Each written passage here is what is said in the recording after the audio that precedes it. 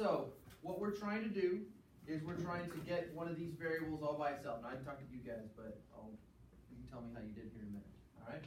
We want to get A all by itself. Now this is kind of confusing because A is like the second one listed there, right? So personally, what I like to do is rearrange something. So I've got negative A plus M. It becomes a little bit more obvious what's going on in this situation here. Where now you might say, what allows me to do that? All right, what allows me just to rearrange stuff? Does anybody remember? We talked yesterday. 2 plus 3 is the same thing as 3 plus 2, the commutative property. All right, the same thing works with addition and subtraction of other terms. All right, the only catch is that if you rearrange and you've got like the minus in front, then you get to keep the minus in front there. Okay, so we've got negative A plus M. Now it should become very obvious, and I'm going to talk about this one almost to death, but then the processes that we see through this one will be able to quickly apply to the other ones. All right, so now let me ask you the question: what's happening to the A? He's being multiplied by a negative 1. That's the closest thing. What next is happening to the A? After he's getting multiplied by negative 1, then he's being added by M. Okay? Now, when I teach Algebra 1, we all kind of have a little giggle party because I say, what we want to do is, in the end of this, we want the A to be all by itself. Okay? So the way I give them an analogy, I say, kind of think of this like putting clothes on. Okay? All right? So we'll keep it clean. So you put your socks on, and then you put your shoe on. Right? But when you take them off, what should you take off first?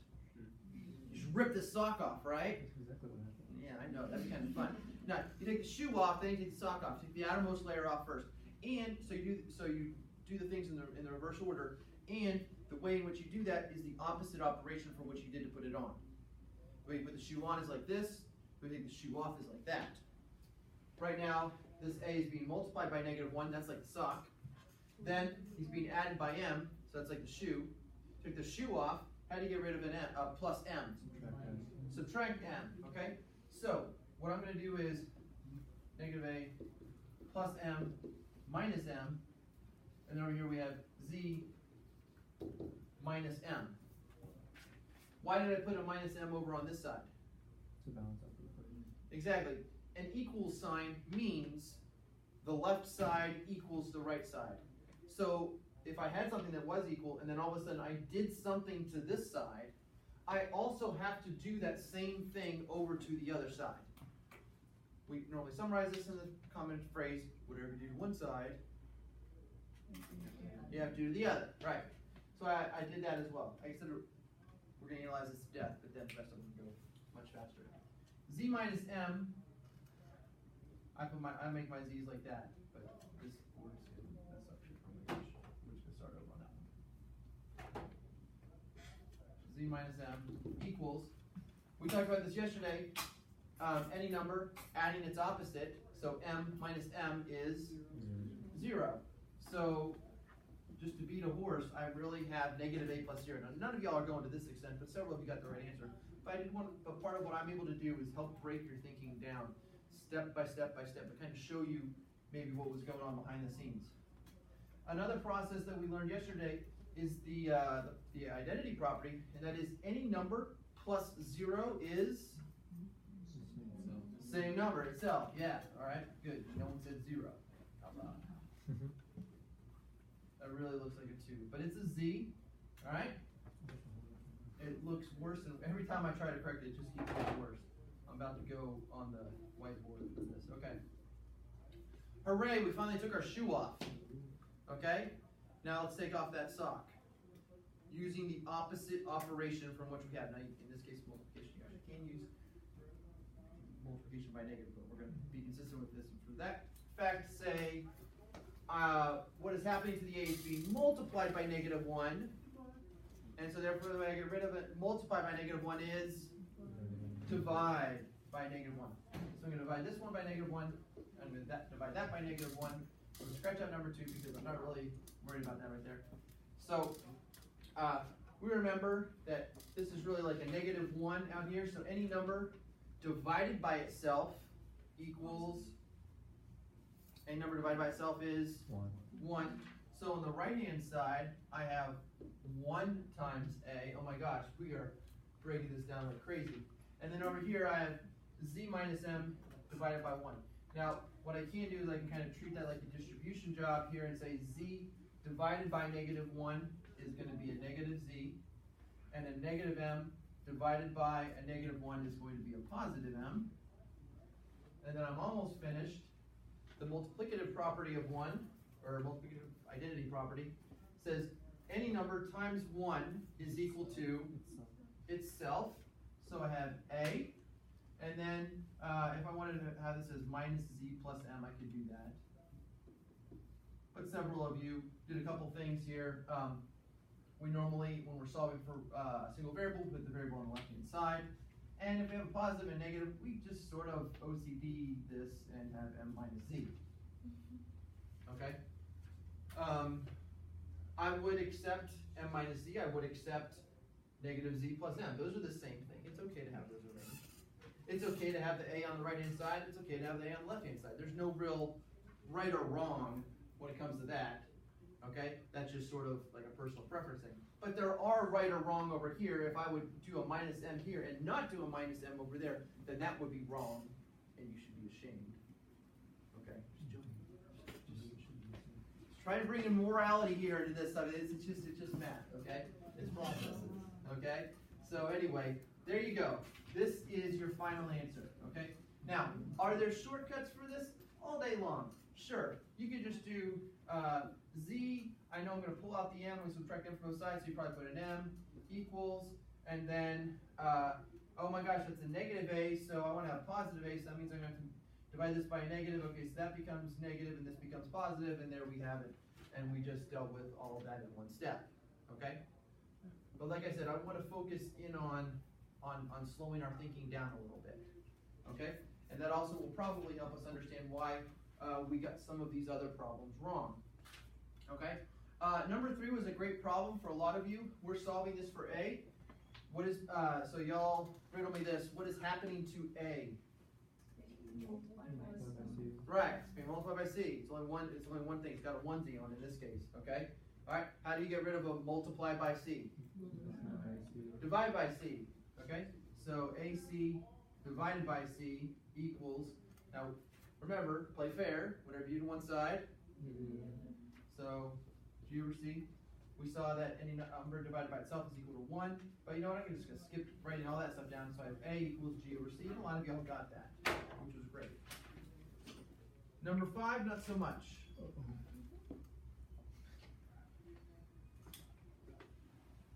Do we have a, is this screen sort, does this one work any better? Nope. All right. I'm going to give you 2 minutes. Compare with your table, and then compare with another table, 5 and 7. Because a couple of y'all got it right, some of y'all got it wrong, but I'm not going to tell you who's who. 2 minutes. There you go. Okay, now. So I can a over a. Compare with other tables. So you have to multiply each side by a. Compare with the a. Right? So you want to cross it out. So I subtract y. Right? Divide each side by tw. Get rid of tw equals the variable.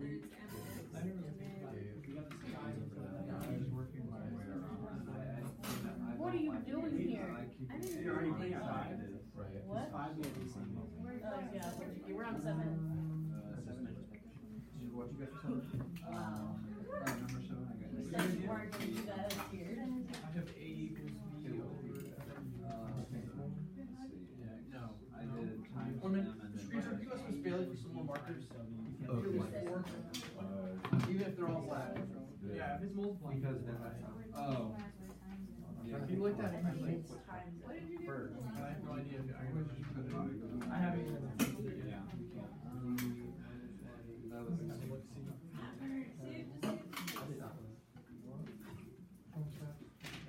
Preston Roberts, 5 and 7.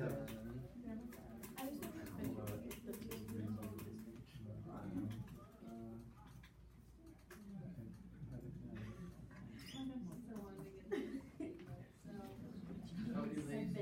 Any better? I guess we're just I would have done the Let same. help me Nope. accept it. Yeah, I guess. Did Did I get it right? Hold on, what do I have here? I need to make sure I got it right. I was looking at them. Nope. So don't divide by 2. Sorry. Oh, I know, it's so mean. They tell you one thing and then all of a sudden we just kind of scroll it all away. That. Divide by Z. Almost. What is almost? Wait, did you say That's 5 was almost. wrong, Okay. Mr.? I was almost. I haven't seen her write 5 yet. Let's see I what was I write. wrong. Okay, yeah, that's what I did at first, but if you multiply it A this over by A x, you also have to multiply that by x. VW. So you multiply the All right. entire side by x. Time. Yeah, but. Pencils Get down. rid of that. Yeah, but you also get y times x. Alright.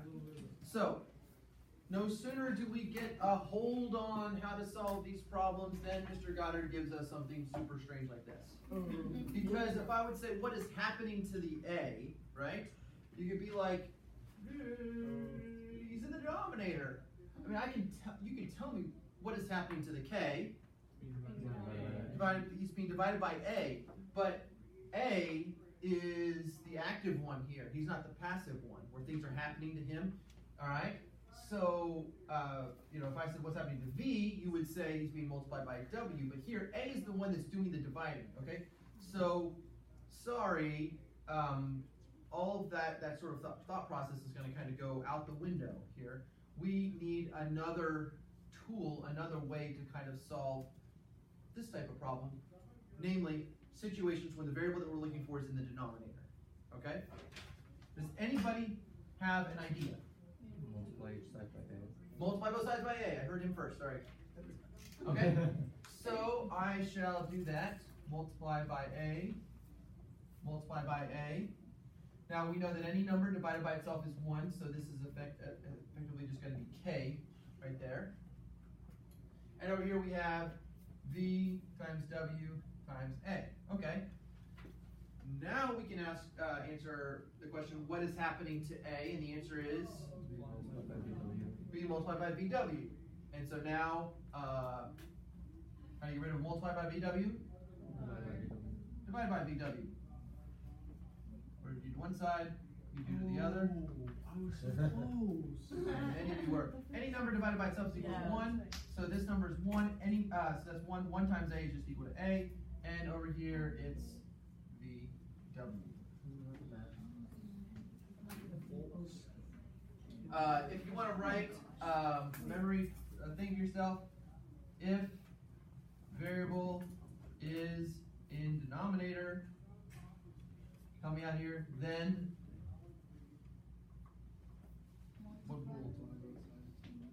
okay, yeah, multiply both sides by var variable. So if then say then, I'll make programmers out of you yet. So technique over there, one was undo the operations in a reverse order in which they were applied, like shoes and socks, play fair, both sides, yada yada yada. All right, so that takes us to number 7. Z equals y plus m over x. Aha! I think I've got you figured out, Mr. Goddard. I know what I need to do because I have an x in the denominator, right? So what are we gonna do here, class? Subtract y from each side. Oh wait, I can't pull one over on you. Yeah, okay. Why? What am I trying to get you to say here? You're trying to get us to multiply by x. I'm trying to get you to multiply both sides by x. I see that I can't fool you, but don't write this down because this is the wrong thing. But I want to show you why it's the wrong thing. Okay? If you multiply this side by x, you're literally multiplying this entire side by x. And so while the left hand side is fine with xz, if we remember yesterday we talked about distribution, this is what I would have to do. And I would have x times y plus, now this x is, over here for this term would cancel and I would have m. So I'd have x, y plus m. But this is extremely frustrating to me because now I have an x over here on the left side and I have an x over here on the right hand side, and this is opposite of the direction I'm trying to go. I'm trying to get in the direction where I want just x on one side all by itself. See what I'm saying?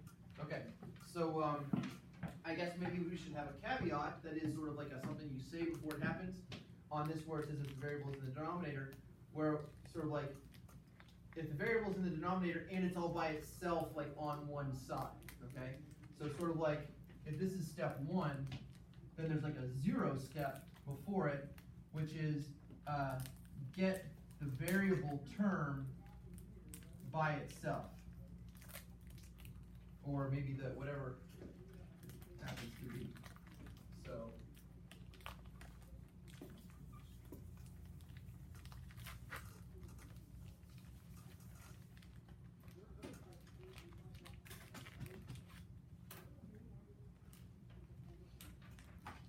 as Robert pointed out, we want to subtract y from this side.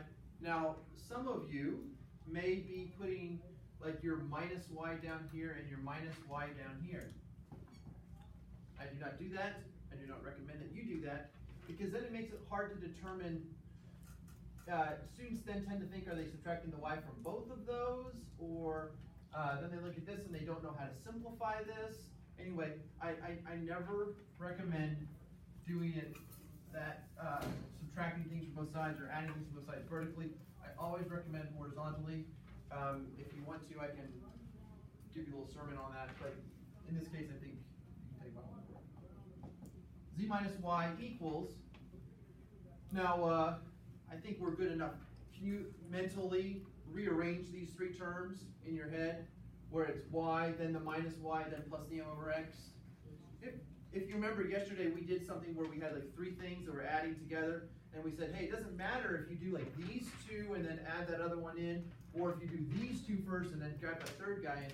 It doesn't really matter. You can process this in any which way, and we can also rearrange them if we want, a la the commutative property, which you talked about.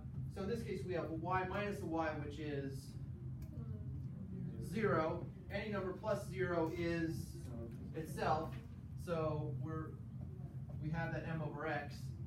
Now I've completed that 0 step, get the variable term by itself, and I'll apply step 1. If the variable is in the denominator, then multiply both sides by the variable times x times x.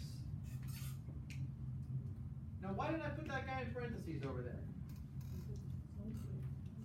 Because what now? It's its own thing. It is its own thing, because I'm multiplying that whole side. If I don't put those parentheses there, then it's just the x times z. It's not the x times the whole left side. Okay? So,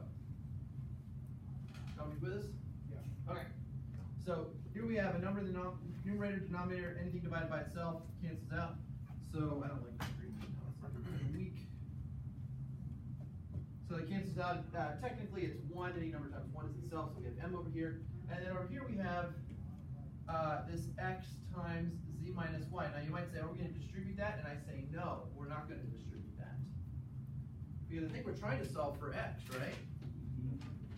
Okay, so I want to solve for x. What's happening to the x? It's being multiplied by z minus y. How do I get rid of a multiply by z minus y? Divide by z minus y. Divide by z minus y. And now you say, aha, I see my problem. Anything divided by itself is equal to 1. Any number times 1 is itself. Do you see how all these properties, you can see that this right here is why yesterday we went through that. Any number divided by itself is 1. Any number times 1 is itself. We went through that whole rigmarole because it is so foundational for all this other stuff that we're doing. Okay, and then over here it's just m divided by z minus y. I need you to be brave, someone or 2 someones, and tell us why you didn't get this one or this one. What's something that you forgot or a step or whatever?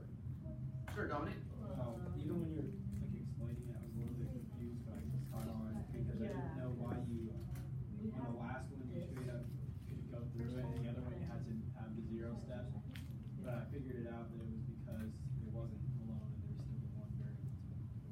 Exactly. Okay.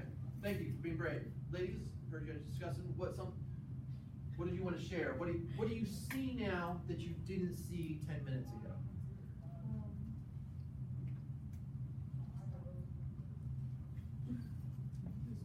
Because what we did before was we did the whole z minus y, but we ended up dividing by n instead of multiplying by x. Okay, gotcha. And that I can see why you did that, because you're like, you want to get rid of this and you divide. Yep. And technically you could, by the way, if you had z minus y equals m over x, you could divide both sides by m. You would end up with z minus y over m equals 1 over x. That's a good step. And in which case then you could just, you can multiply both sides by x and do this, you can do cross multiply, you can do all kinds of stuff. Or you could, if you want to realize that this is 1 over x, if I flip this side, so that it becomes x over 1, then I've got to flip this side, m over z minus y. Anything divided by 1 is itself. You end up with the same answer. Okay? But yeah, and that's just to prove that there are many ways to get to the right answer. Okay? Trying to go meta on you here again. But let me clarify. There are many correct ways of getting to the correct answer. Okay? You start going the wrong way, you're going to get the wrong answer. Okay? So sometimes there are multiple paths, but they all have to be the correct path to get to the correct answer. Any questions? Okay. This is kind of this activity right here is not homework. It's sort of like a fun thing that we did. All right. I want to make this more real, okay, to you. The whole reason that we kind of are doing this is because, like I said before, math serves science. It serves science. Mostly it serves science more than anything else. Or it serves economics or finance or something like that, okay? And raise your hand if you're in physics. Okay, almost all of you, okay? Or you took physics, or you're in some sort of science right now, okay? And in physics, just use that as a good example since that's most, you're going to have to do this type of stuff. So I thought, why not grab some physics formulas and have you manipulate them here in math class so we get physics? It's super easy, right? I'll be right back with those handouts.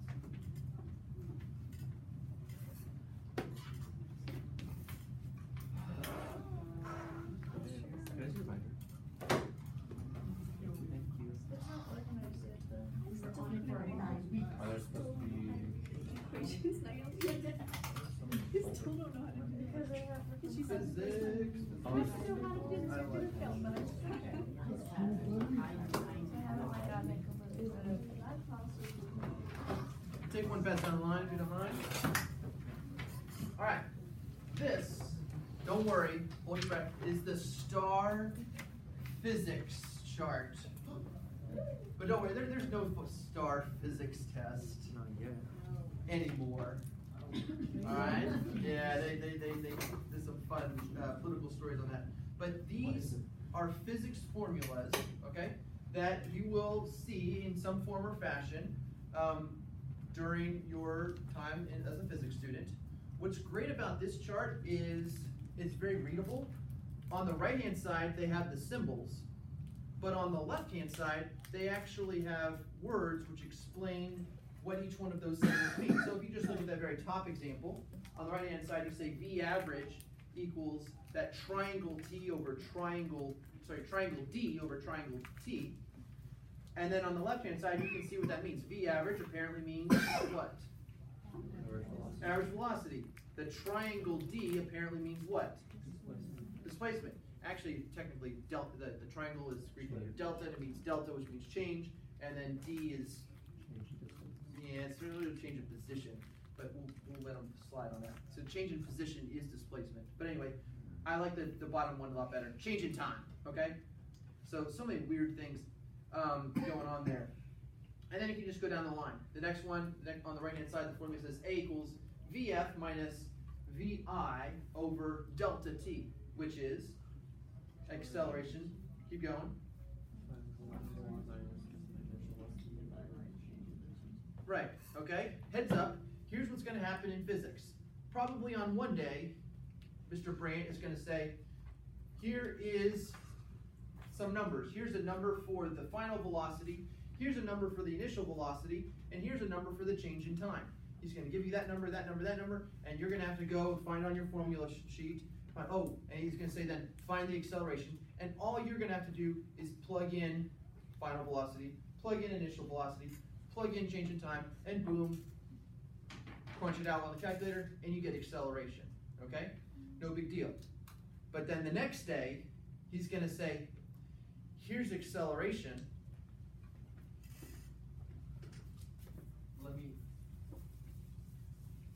Some of y'all aren't auditory.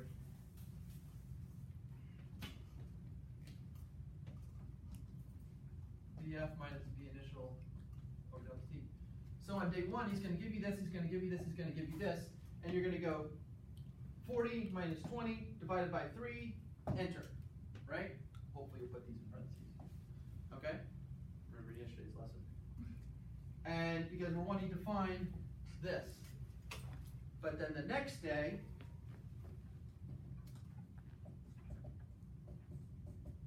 he's going to give you this, and he's going to give you this, and he's going to give you this, and you're going to need to find that. All right? Just giving you a heads up. But you know what? That's no big deal. We're doing that kind of stuff all over here. The only thing is that these letters aren't just A's, B's, G's, and C's, right? Okay? What would you do if I said, if I give you this number, this number, this number, okay? You could start plugging them in and stuff like that, but you don't want to waste your time doing that because if you get it wrong, you get some problems. What you want to do is you want to take this and go da, da, da, da, da, da, and get that delta T all by itself, okay? And then you'll plug in the number, plug in the number, plug in the number, plus, minus, da, da, da, type it in, calculator, hit enter, and you get the answer. Does that make sense? So just think about it real quick with me. If we were trying to solve for delta T, what would you do? If you have this equation right here, A equals VF minus VI over delta T, how would you get that delta T all by itself? Multiply by delta T. Multiply by, that's step one, right? If the variable is in the denominator, multiply by delta T. All right? Those would cancel out. So I'd have delta T times A equals VF minus VI. So rather than Robert, what would you do next? Divide by A on both sides. Those cancel, so we have VF minus VI over A. You do it algebraically, and then you just type in the numbers, and you just type in 40 minus 20, parentheses, divided by 5, enter, and you get the number. See what I'm saying? All right? So the algebra serves the physics, okay? And if you're smart, you plug this then into a computer, and then you can just constantly just change these numbers, you know, like in a spreadsheet or something like that, and you can just change them, and then you get the answer no matter what, okay? So lots of really good stuff like that.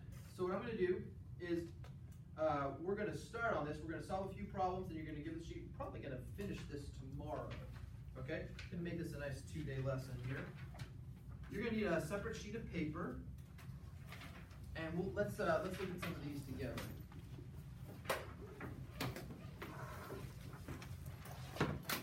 Y'all can take that, send it down the line. I'll pick it up on the other end.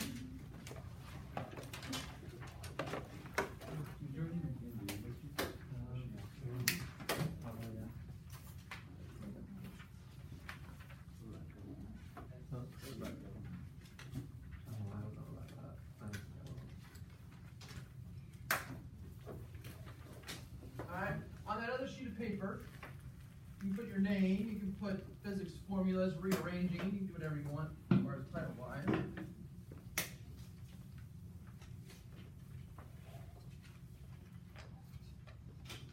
And if you look on the problem sheet, number 1 it says V equals delta T over delta D. That's for that first problem we just saw.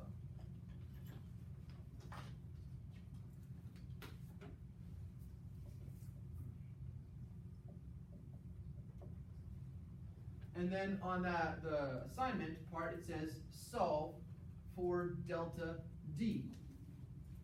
Anyone have a suggestion on what we would do there? Multiply both sides by delta t. So multiply by delta t, multiply by delta t, and I would have v delta t. So that delta t in the numerator and denominator reduces to 1, and then any number times 1 is equal to itself. So delta d equals v delta t. Very famous formula when it comes to physics. Okay? So the thing is, I know that you can do this in math. I know that you can do it with basic A's and B's and C's and G's and stuff like that. But if we're really doing our job here as math teachers, we need to be getting you comfortable with to do this with the weird symbols, so that when you go over to Mr. Brandt's class, you can implode cans and shoot off rockets, rather than spend a whole lot of time worrying about this stuff. All right. So there you go. I'm going to give you about 5 minutes to get as far down that line as you can. Compare with your table partner. After 5 minutes, I'm going to pick this up. His rule is no homework this week. That's my rule, my class. And we'll work on this when we come to class tomorrow. What are we supposed to do? I always want you to do the steps on that paper. Just steps? Yeah, in the event that you have some steps, there's several of these that you might be able to do in your head. Yeah. And if that's the case, that's fine. But I won't be able to help you identify the problem, but. Okay.